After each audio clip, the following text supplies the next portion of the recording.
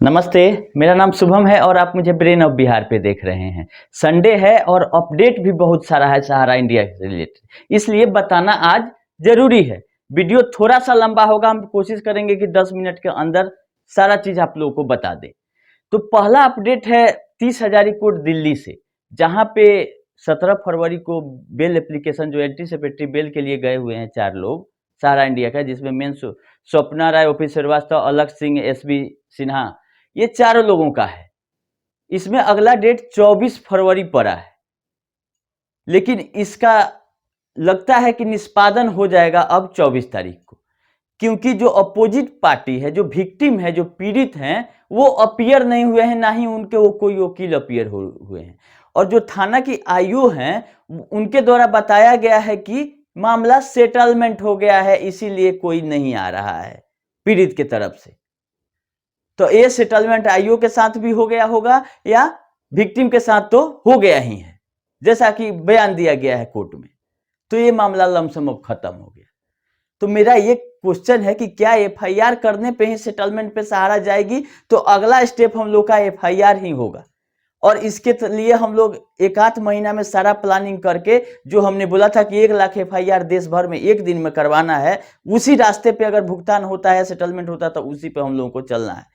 इसका बात हम आगे करेंगे, क्योंकि जब तक एफआईआर नहीं हो रहा है तब तक सेटलमेंट तक गाड़ी नहीं जा रही है। सेम दूसरा मामला भी वही है। आपका सहारा हॉस्पिटल वाला मैटर भी हिंदुस्तान पेपर में निकल चुका है कि 106 करोड़ का गबन हुआ है एलडीए में, जो लखनऊ डेवलपमेंट अथॉरिटी के अधिकारी और सहारा के अधिकारी मिलके किए हैं।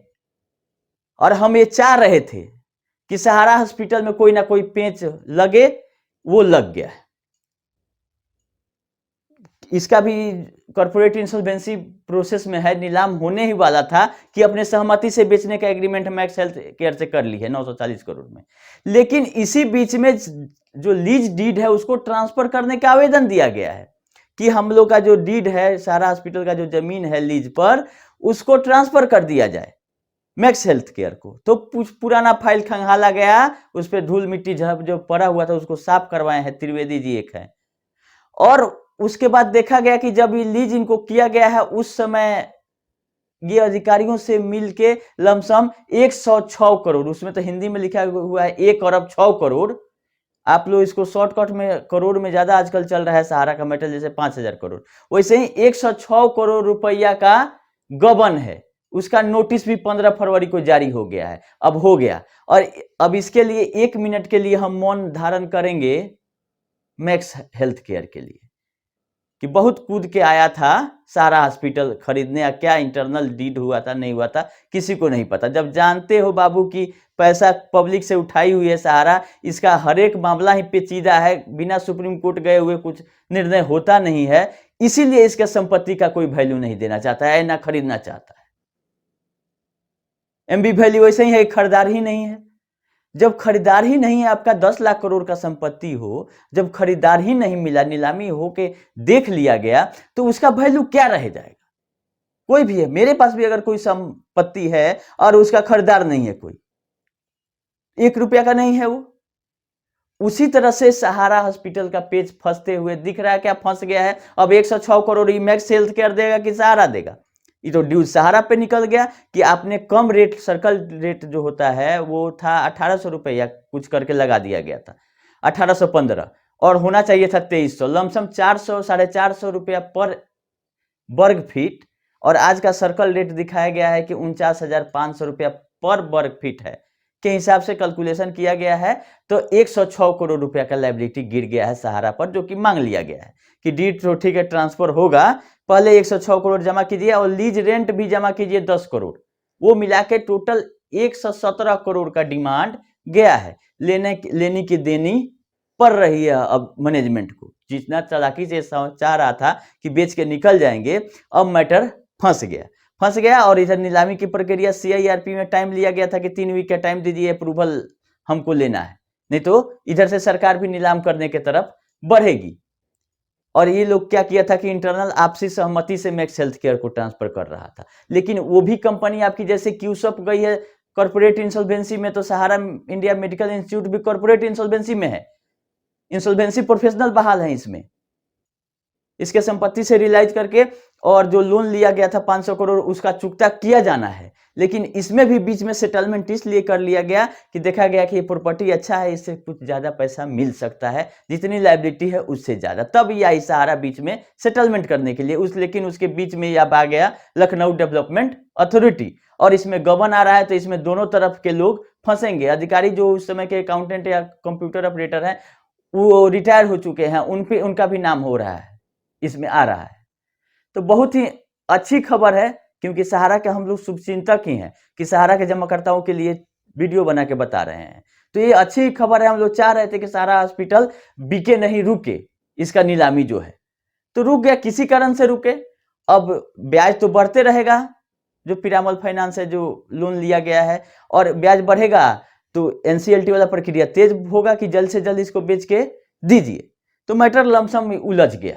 ये है हॉस्पिटल का खबर।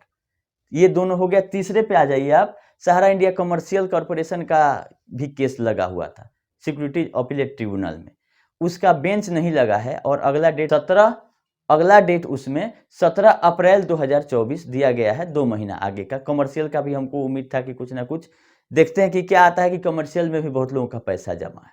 तो मेन मुद्दा ये है कि जब तक एफआईआर और इनके मेन आदमी को पकड़ने की कोशिश नहीं कर रही है कोर्ट, तब तक इस सेटलमेंट 1 रुपया नहीं दे रहे।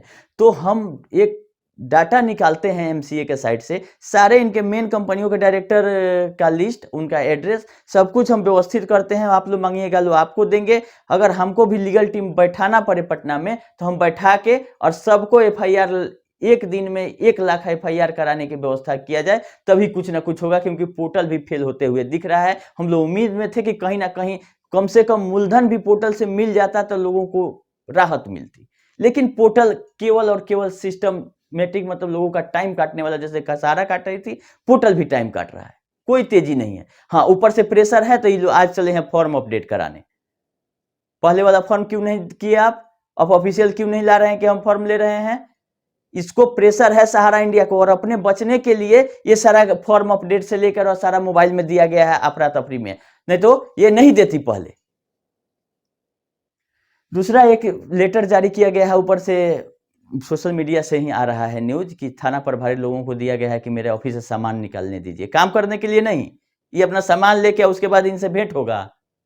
मकान मालिक को एक खतरा खोल देगा कि अपना सामान निकाल लीजिए। और कौन ब्रांच मैनेजर जा रहे हैं एफआईआर करने के लिए कि मेरा थाना में से छुड़वाने के लिए कि मेरा ऑफिस खोल दीजिए? उल्टा में 2-4 गो एफआईआर हर एक थाना में होगा, उनको पकड़ के बैठा लिया कि अच्छा आप ही मैनेजर हैं, आइए। अपना साइन करके लेटर नहीं दिया जा रहा है, ऑथोराइज कर दिया गया क्या कि ब्रांच मैनेजर साइन करेंगे। आपके कितने ब्रांच हैं और ब्रांच का एड्रेस क्या है और ब्रांच मैनेजर कौन है, आप कहाँ कहीं पब्लिश किए हैं पब्लिक प्लेस पे? और सोसाइटियों का वो ब्रांच था कि नहीं था? आप एक सहारा इंडिया लेके चलते हैं गोल्ड स्टाम्प, रेंट एग्रीमेंट क्या चारों सोसाइटियों का है? उस ऑफिस का रेंट आपने कभी दिया चारों सोसाइटियों से कि सहारा इंडिया से रेंट जा रहा था? सहारा इंडिया का और चारों सोसाइटियों का क्या संबंध था? तो बहुत सारा लीगल में जाएगा मामला। तो ये समझ रहे हैं कि 1 पेज का लेटर देंगे और थाना प्रभारी जाके इनका गेट खुलवा देंगे, तो लेटर देने से गेट नहीं खुलेगा। कोई आपका पेपर का जरूरत नहीं है, आप पैसा दीजिए, जमीन मालिक को रेंट दीजिए, आपका ऑफिस तुरंत खुल जाएगा। क्या जानता है जी आपका क्या विवाद था, नहीं था, उसको अपना रेंट से मतलब है। आइए समझ रहे हैं कि थाना का लेके जाएंगे, आप थाना खुलवा देगा इनका ऑफिस, पैसा नहीं देना पड़े। तो हर एक जगह वहीं चालाकी करने की कोशिश यही है कि ऊपर से कोई साइन भी नहीं करे, कोई फंसे भी नहीं, और ये कहेंगे ब्रांच मैनेजर को कि आपके लिए तो हम 1 पेज का लेटर का फॉर्मेट बनवा दिए हैं, ये लेके आप पहुंच जाइए थाना पर और 2-4 किता आप अपने ऊपर लदवा लीजिए केस। तो सावधान रहे मैनेजर लोग, क्योंकि लोकल स्तर पे वही है और इसके फेर में नहीं पड़े। इससे अगर ऑफिस खुलवाना ही है तो बोलिए कि पैसा भेजिए आप और रेंट देंगे तो ऑफिस खुलेगा। काहे नहीं खुलेगा ऑफिस? कौन होता है कोई बंद करने वाला? नहीं तो दम है तो केस कर दीजिए, आप केस फाइल कर दीजिए कि मेरा ताला नहीं खुल रहा है, तो ताला कोर्ट खुलवाएगी। तो बहुत सारा बात है, लेकिन अब वीडियो को लंबा नहीं करते हैं। जरूरी का बात इतना ही था। हॉस्पिटल वाला पेज फंस गया है और 24 तारीख को बेल वाला मैटर में सुनवाई है, लेकिन जब मामला खत्म हो गया तो बेल मिल जाना है इनको, मामला ही खत्म हो जाएगा। लेकिन जब ये कोर्ट में जाता है मामला तभी ये भुगतान कर रहे हैं। दूसरा चीज है कि अगर 24 तारीख से जो लोग लोकल हों, क्या इस केस में ही टैग वहां पे एफआईआर जितना है इनके नाम पर वहां नहीं किया जा सकता है ताकि बेल रुक सके इनका? ये भी लोग प्रयास कर सकते हैं जो दिल्ली 30,000 कोर्ट के इर्द गिर्द है। इसी केस में अपना आईए लगा सकते हैं। आप लोग एडवोकेट से राय लीजिए कि क्या इसमें हम लोग लगा सकते हैं। अगर पहले से एफआईआर है तो खोज के कोर्ट में ऑब्जेक्शन कीजिए एंटीसिपेटरी बेल का, क्योंकि पार्टी का तो 3 बॉन्ड का बात था 1,70,000 के आसपास। उसका ब्याज समेत मिल गया होगा, वो अपना निकल लिया काहे के लिए कोर्ट में वकील है दोबारा कुछ करने जाए। लेकिन जब एक ही पार्टी था जिसका केस है ये भी ऑर्डर में लिखा गया है।